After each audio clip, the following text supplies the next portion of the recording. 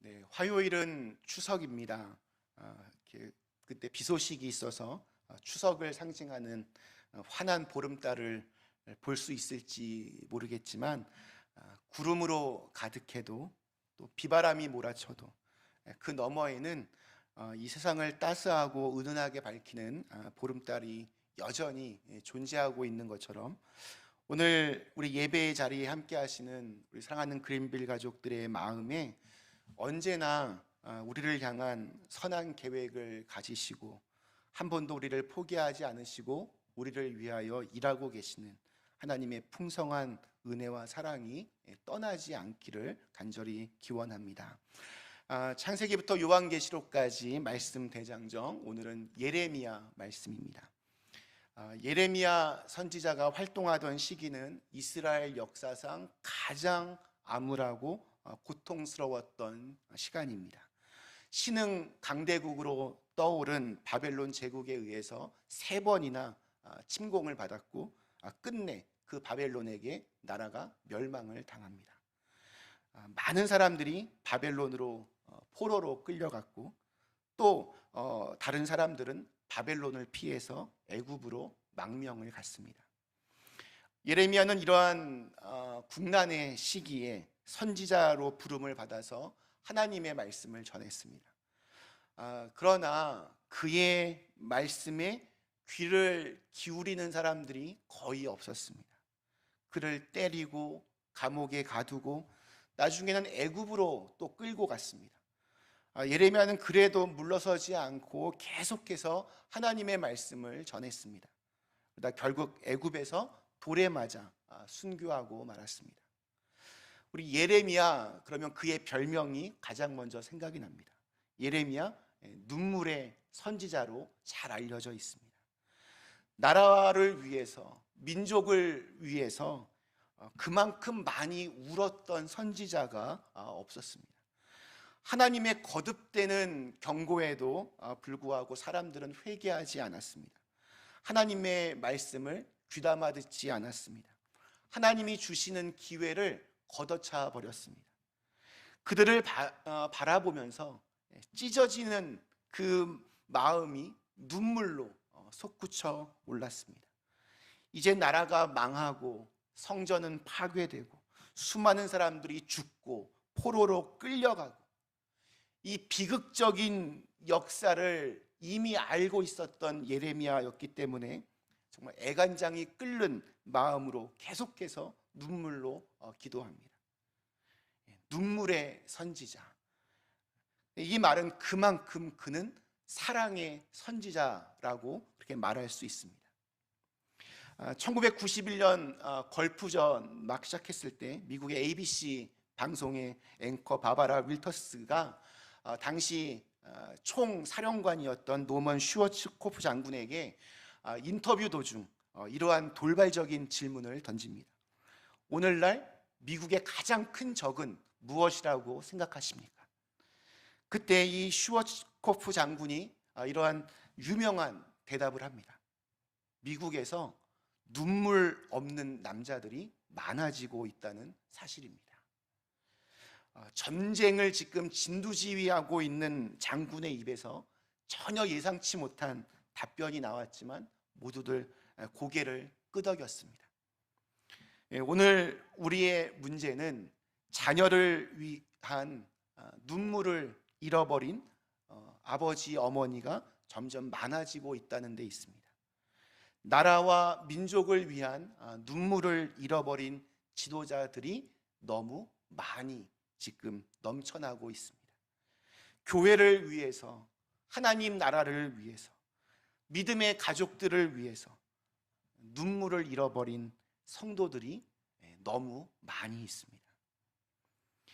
정호승 시인의 내가 사랑하는 사람이라고 하는 시가 있습니다. 이 시 가운데 이런 대목이 있습니다.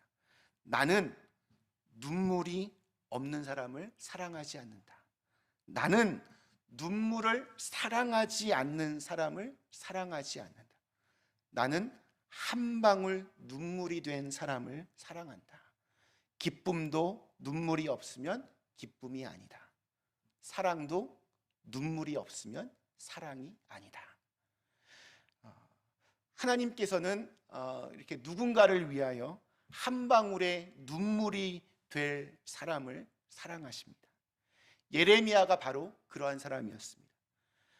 엘리야와 같이 정말 놀라운 기적을 일으킨 권능의 선지자가 아니었지만 또 그의 눈물 어린 이 호소에 귀를 기울여 주는 사람이 아무도 없었지만 그는 자신의 나라를 위하여 또한 하나님을 위하여 맡겨진 사명을 위하여 끝까지 자기가 해야 할 일들을 멈추지 않았습니다.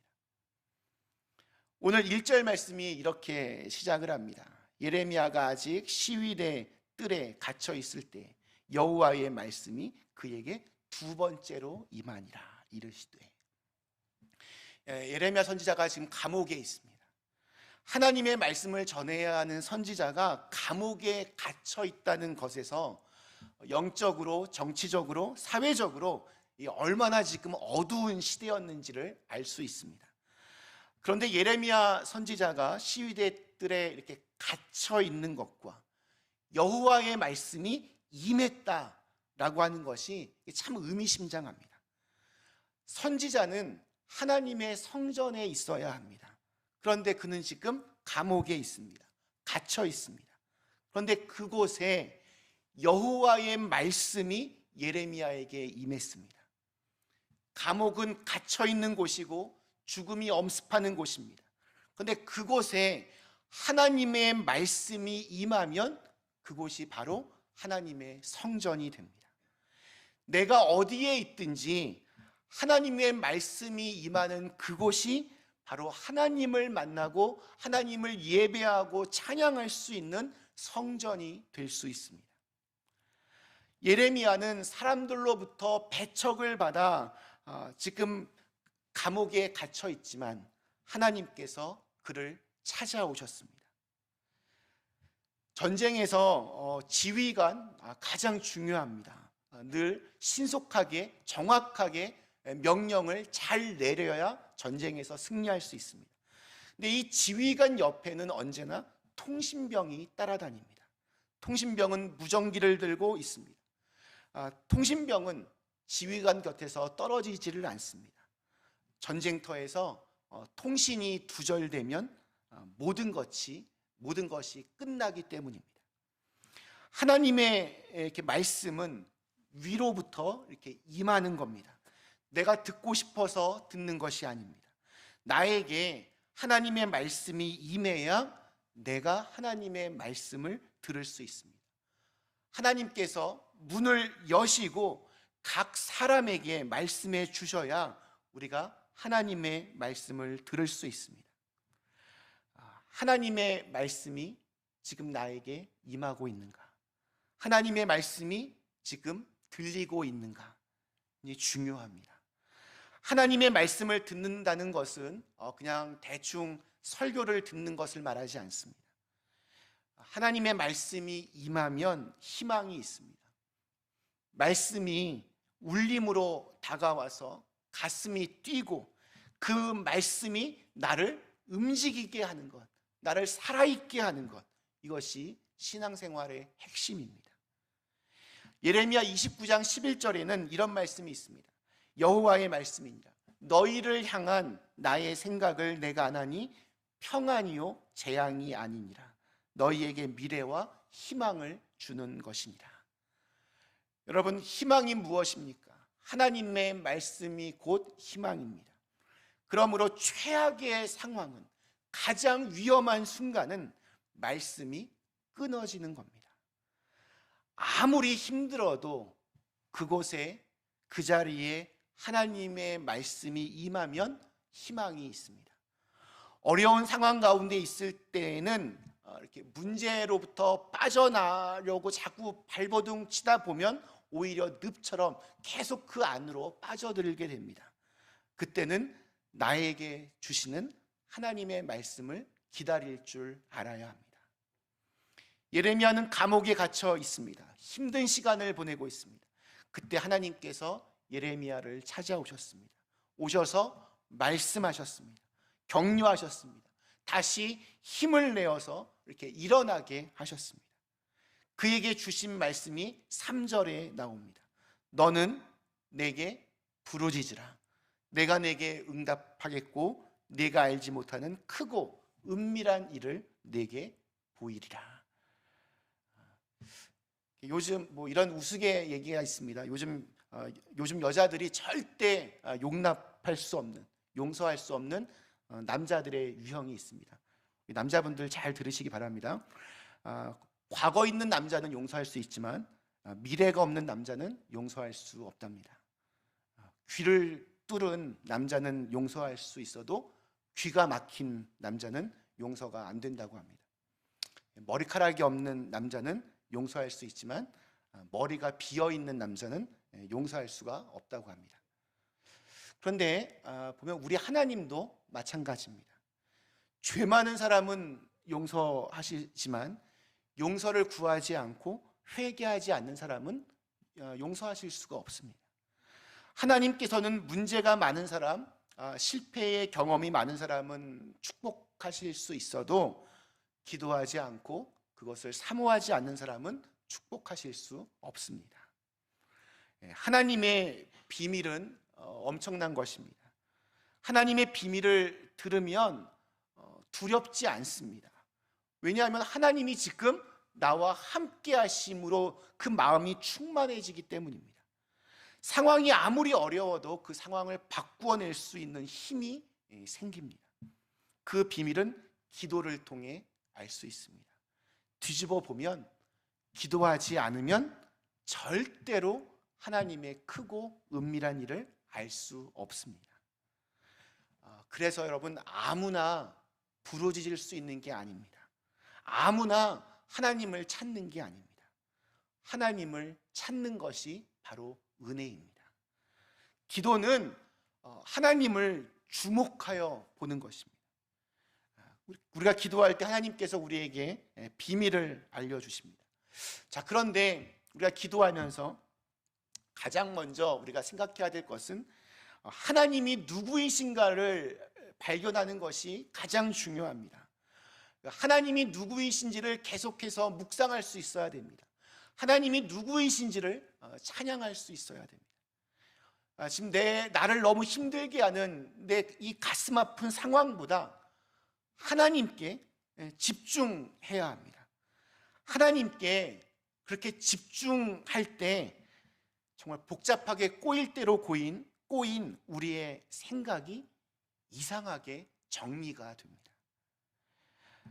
어려운 문제에서 이제 빠져나와서 그 늪에서 빠져나와서 하나님의 성품을 경험하며 그 속에서 참된 안식과 평안을 누리게 됩니다.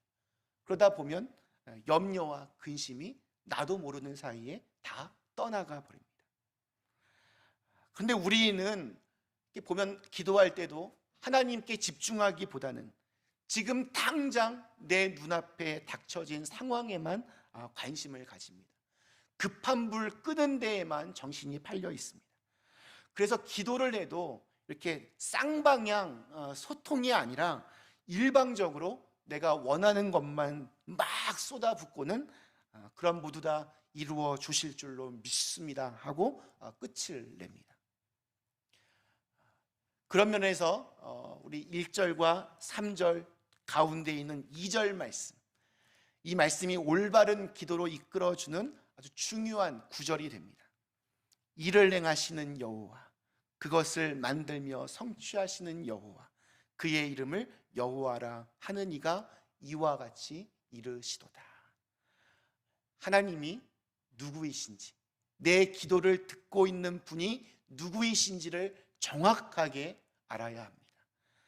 이를 행하시는 여호와, 그것을 만들며 성취하시는 분, 창조의 하나님이십니다.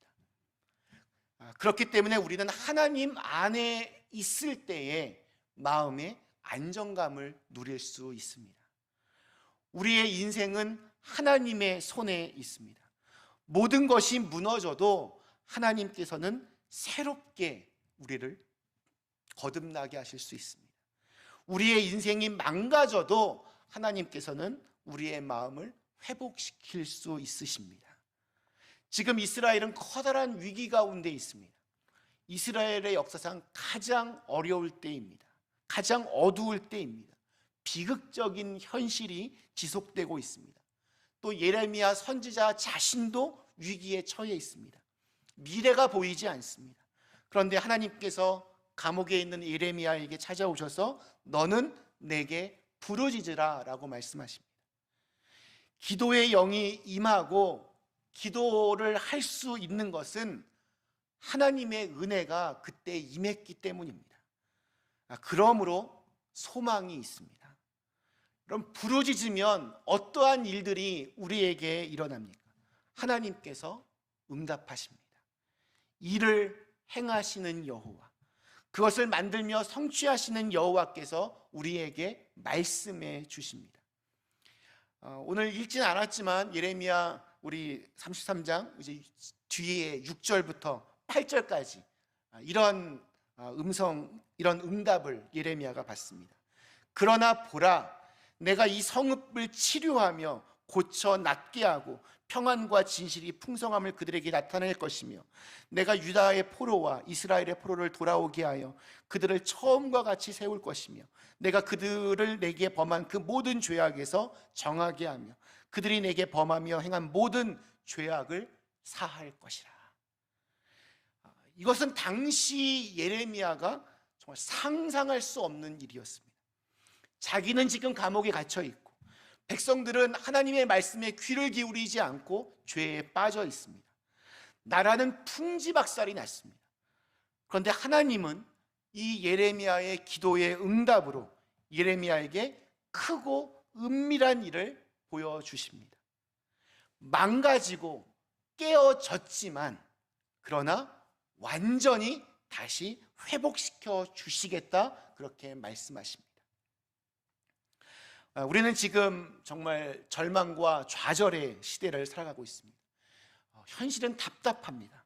정말 이렇게 갇혀있는 그런 느낌들을 우리들은 계속 가지며 살아가고 있습니다. 어려움이 반복되고 상황이 계속 악화가 되면 이게 아무리 해도 안 되는 거구나 하면서 자기 스스로 이렇게 결론을 딱 지어버립니다. 절망이 깊어지면 공통적인 특징 중에 하나가 기도도 하지 않는 것에 있습니다. 기도할 용기조차 없는 것이 정말 최악의 상황입니다. 기도하면 뭐해? 안 되는데, 이게 어쩌면 가장 무서운 이야기입니다. 무서운 말입니다. 절망이 너무 깊으면 기도하지 않습니다. 기도할 엄두도 나지 않습니다. 예레미야는 아마 이 암담한 상황에서 아무리 얘기해도 사람들이 들어주지 않으니 마음에 크게 낙심이 오고 또 그래서 기도를 잠시 하지 않았던 것 같습니다. 그래서 하나님께서 예레미야에게 기도하라는 의미로 너는 내게 부르짖으라 이렇게 말씀하셨던 것 같습니다. 예레미야에게 기도하라고 먼저 요청을 하셨습니다. 이것이 하나님께서 일하는 방식입니다. 기도를 통해서만, 내가 기도를 할 때에만 보여주시는 세계가 있습니다. 물론 하나님은 나의 기도 없이도 모든 걸 다 만들어 가시고 이루어 가시지만, 그러나 하나님께서는 우리가 그 모든 것을 기도로 시작하기를 원하십니다. 우리가 보는 것은 제대로 보는 것이 아닙니다. 하나님께서 우리에게 보여주시는 세계가 있습니다. 내 눈으로 보이는 것에 너무 매여 살면 절망할 수밖에 없습니다.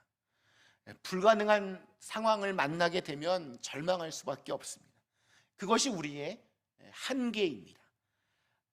불가능하게 보일지라도 우리는 믿음의 눈으로 그 너머를 볼 수 있어야 됩니다. 상황을 넘어 하나님께서 보여주시는 것을 볼 수 있어야 됩니다. 놀라운 계획을 가지고 우리와 함께 하시는 하나님을 볼 수 있어야 됩니다. 예레미야가 이 시위대 뜰에 갇혀 있는 것처럼 오늘 우리 역시 감당하기 힘든 문제 속에 갇혀 살아갑니다. 아무것도 보이지 않습니다. 마음은 지쳐 있고 상해 있습니다. 이때 하나님께서 우리를 찾아오십니다. 그리고 말씀하십니다. 너는 내게 부르짖으라. 하나님께서 찾아오시면 우리의 문제는 해결됩니다. 하나님의 말씀이 우리에게 임해야 합니다. 하나님의 말씀이 우리에게 임할 때 반응할 수 있습니다. 하나님의 말씀에서부터 기도가 시작이 됩니다. 하나님을 찾으시기를 축원합니다. 하나님을 찾으면 길이 있습니다. 답이 있습니다. 하나님께서 우리에게 비밀을 알려주십니다. 크고 은밀한 일을 우리에게 보여주십니다. 말씀 마치겠습니다. 우리 사랑하는 그린빌 가족 여러분, 창세기부터 요한계시록까지 말씀 대장정, 오늘은 예레미야 말씀으로 함께 은혜를 나누었습니다. 오늘 우리에게 가장 무섭고 절망적인 상태가 무엇입니까? 첫째, 하나님의 말씀이 임하지 않는 겁니다. 둘째, 기도가 중단된 것입니다. 반대로 언제 우리가 희망의 빛으로 심장이 뛸 때, 그때가 언제입니까? 첫째, 하나님의 말씀이 임할 때입니다. 둘째, 기도가 시작될 때입니다. 나라를 빼앗기고 예레미야는 정치적으로 탄압을 받아 감옥에 갇혀 있습니다. 이보다 더 안 좋을 수 없습니다. 참담하고 암울합니다. 그런 예레미야에게 하나님은 너는 내게 부르짖으라 말씀하십니다. 지금 내가 너를 감옥에서 나오게 해주겠다 말씀하시지 않았습니다. 기도의 자리로 나오라고 말씀하십니다. 이것은 축복입니다. 하나님의 액션이 시작되고 있다는 사인입니다. 여러분, 기도하고 싶지 않고 너무 힘들어 기도도 잘 나오지 않을 때, 지치고 상하여 만신창이가 된 몸과 마음을 가지고 억지로라도 기도하실 수 있기를 부탁합니다. 그곳이 내가 사는 은혜의 자리입니다. 사방으로 꽉 막혀 있으십니까? 닫힌 문을 여시는 하나님을 주목하고 하나님을 그렇게 바라보며 하나님께 부르짖으면 이를 행하시고 성취하시는 하나님께서 우리에게 길을 보여주시고 답을 알려주실 것입니다. 하나님이 누구이신지를 아는 사람은 기도합니다. 그리고 그렇게 하나님을 알아가며 오늘 나를 향한 하나님의 크고 또 은밀한 일을 볼 수 있는 우리 그린빌 가족들 다 되실 수 있기를 주님의 이름으로 간절히 축원합니다. 우리 주신 말씀을 생각하며 잠시 함께 기도하시겠습니다. 하나님, 오늘 우리 예레미야 선지자를 통해서 하나님의 말씀이 임하는 것, 또한 부르짖어 기도하는 것, 이것이 얼마나 중요한지를 함께 나누었습니다. 기도하면 하나님이 보입니다. 그리고 하나님이 보이면 답이 나옵니다. 저희가 어떤 상황에서도 기도할 수 있게 도와주시고, 그래서 하나님께서 보여주시는 크고도 은밀한 일들을 우리들도 볼 수 있게 하여 주시옵소서.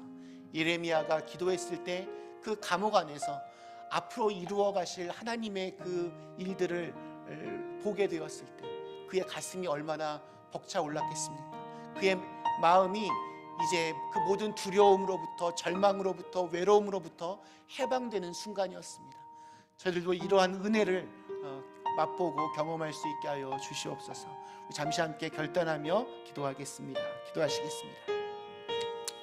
하나님 감사합니다. 오늘 함께 같이 오늘 예레미야 선지자를 통해서 하나님께서 주시는 말씀 참 감사합니다. 아버지 하나님, 오늘날 우리들은 하나님께 기도하지 않습니다. 그래서 하나님의 말씀도 우리에게 오지 않습니다. 하나님의 말씀에 귀를 기울이지 않습니다. 그래서 자꾸 내 앞에 있는 급한 불 끄는 거에만 정신이 없습니다. 그거 하다가 인생 다 보냅니다. 하나님께서 불쌍히 여겨주시사 저희로 하여금 한 걸음 뒤로 물러서서 잠잠히 가만히 서서 하나님의 말씀을 기다릴 줄 아는 사람 되게 하시고, 또한 부르짖어 기도할 수 있는 사람 되게 하셔서 하나님이 보여지고 또 그래서 답이 보여지는 그런 저희들의 축복이 있게 도와주시옵소서. 우리의 기도에 언제나 귀를 기울여 주시고 응답하시는 전능하신 하나님, 우리가 당장 내 눈앞에 벌어지는 그 급한 불 끄느라 평생을 그 뒷공무니만 쫓아다니는 사람들로 살지 않게 하여 주시고, 힘들고 어려운 순간이 올 때마다 정말 너무 힘들어서 기도조차 나오지 않을 그 순간에도 정말 억지로라도 기도의 자리에 앉아서 하나님을 볼 수 있게 하시고, 그 하나님이 보임으로 말미암아 그 문제에 답이 보일 수 있게 하시고, 우리를 위하여 크고 은밀한 일들을 지금 준비하시고 계획하시고 인도하시는 그 하나님의 손길을 볼 수 있게 하여 주시옵소서. 그래서 이 험난한 세상에서 참으로 믿고 의지할 수 있는 그 하나님, 우리도 꼭 만나게 하시고 경험하게 하여 주시옵소서. 예수님의 이름으로 간절히 기도드립니다.